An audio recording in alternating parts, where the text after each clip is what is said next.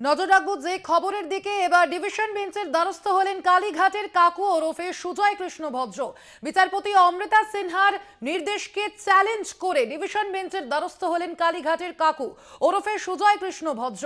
বিচারপতি সৌমেন সেনের ডিভিশন বেঞ্চে এই মামলা করা হয়েছে। আপনাদের আবারও জানিয়ে রাখবো, ডিভিশন বেঞ্চের দ্বারস্থ হলেন কালীঘাটের কাকু ওরফে সুজয় কৃষ্ণ ভদ্র এবং সেখানে যেমনটা জানানো হয়েছে, মামলায় যুক্ত না করেই কণ্ঠস্বরের নমুনা সংগ্রহ কিভাবে, এমনটাই জানিয়েছেন বিচারপতির কাছে সুজয় কৃষ্ণের আইনজীবী। এর পরিপ্রেক্ষিতে নির্দেশনামার কপির জন্য আবেদন করতে বলা হয়েছে সুজয় কৃষ্ণ ভদ্রকে। বিচারপতি সৌমেন সেন এমনটাই বলেছেন। ডিভিশন বেঞ্চের দ্বারস্থ হয়েছেন সুজয় কৃষ্ণ ভদ্র। বিচারপতি অমৃতা সিনহার নির্দেশকে চ্যালেঞ্জ করে ডিভিশন বেঞ্চের দ্বারস্থ হয়েছেন কালীঘাটের কাকু ওরফে সুজয় কৃষ্ণ ভদ্র।